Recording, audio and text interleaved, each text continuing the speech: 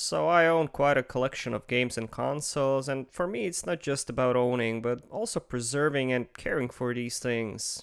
I look at them as, like an old man or a lady who can be incredibly fun but does need some help crossing the street and getting up. Me and my friends enjoy getting together and playing some of these titles from our youth, and one of my buddies had recently asked me if I could take a look at his N64 console since it has been acting up lately. He says that sometimes it has trouble starting up and then sometimes it just randomly resets or freezes. And that's the case with many older pieces of hardware, so I've agreed to take a look at it and do something I consider essential maintenance for any piece of old tech.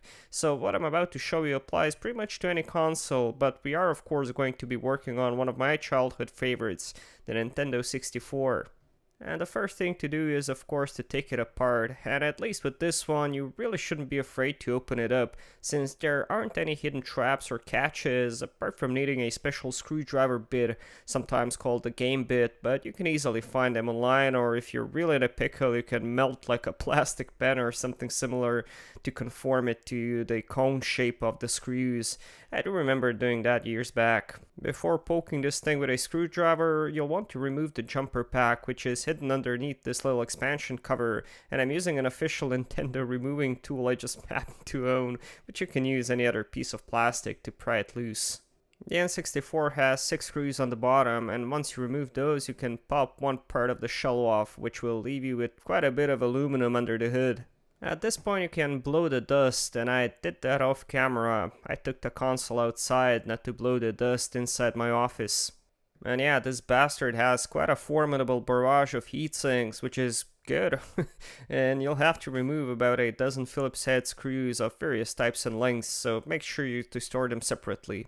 Once you remove those, you'll be able to remove not only the heat sinks, but all the metal shielding from both the jumper pack and the main board. Upon removing a couple more screws from the board and both the AV and the power connector, you'll be able to lift out the motherboard. There are a couple of main points here that we'll want to focus on. First, we can lift those aluminum blocks, and I'm just using a soft guitar pick to pry them from the chips. The reason being, these three have a thermal pad which transfers the heat to those aluminum heatsinks.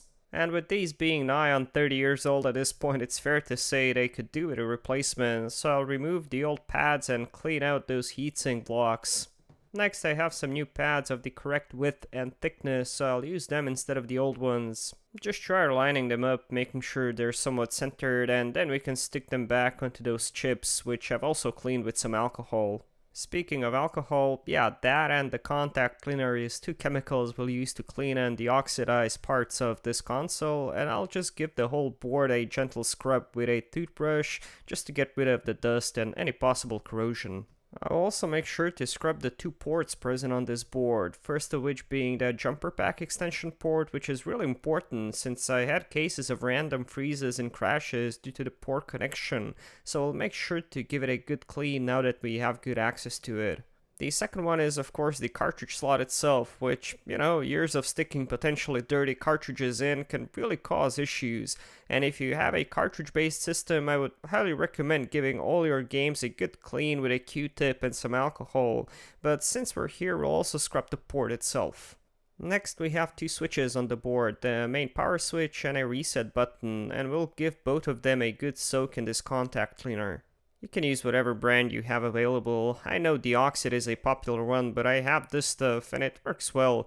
Just make sure to work it in, rock the switch a bunch to make sure to get rid of any oxidization. I've also found this broken piece of plastic when opening the console up, and I've determined it was from one of the controller ports. So since I have the console apart, I'll mix up some 2-part epoxy and I'll glue it down so it's not just rattling in there.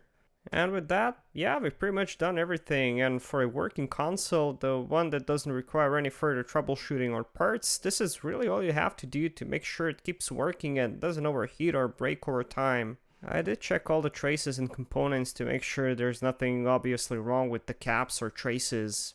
And unlike some other consoles from the 90s and early 2000s, these ones are not prone to the capacitor plague, and if there are no major audio or video issues, you shouldn't be concerned with bad or leaky caps, and if I had noticed anything like that, I would have replaced them.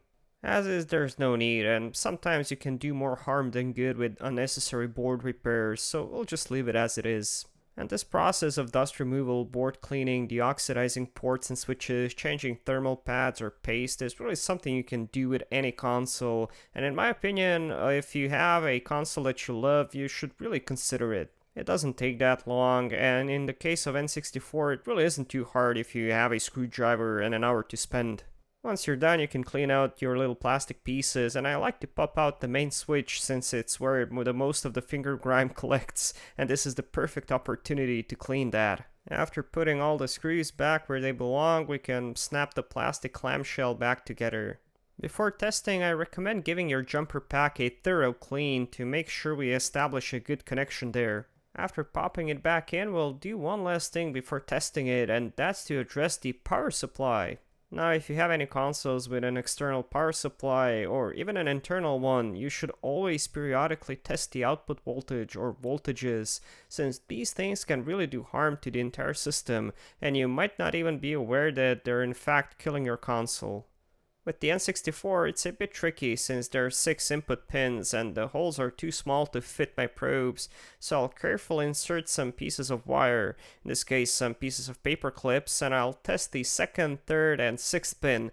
The other 3 are grounds, and I should be getting 3.3 volts at 2.7 amps and 12 volts and 0.8 amps. And I am getting 3.46 volts, which is a tiny bit high, but certainly within tolerances. And then on the 12 volt line, I am actually getting just under 11 volts. And initially I was concerned since it is out of spec, but after doing some digging I found that this is very common across N64 PSUs, and they often produce somewhere between 10 and 11 volts, since it all gets stepped down to 5 volt anyway. It seems that the sound amp does use the 12 volts directly, but apparently that can take the 20% plus tolerance. Ideally, of course, I'd like to have that closer to 12 volts, so I might in fact check my other power supplies to see if I have something more in line with that. And of course, getting a new third-party adapter is always an option, but again, make sure to test the output.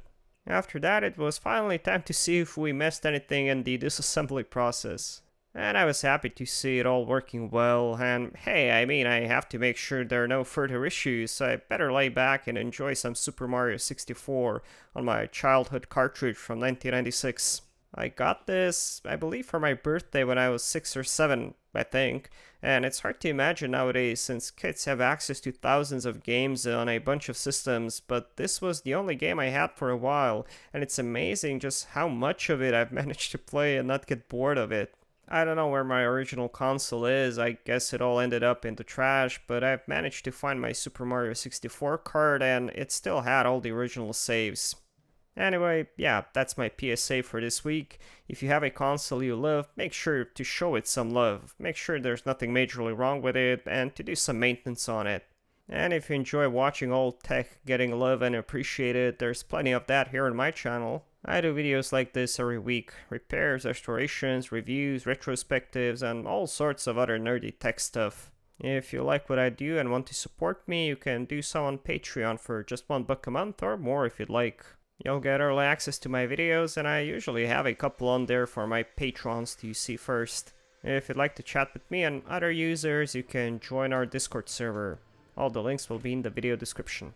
Thanks, and I'll see you again soon. Cheers!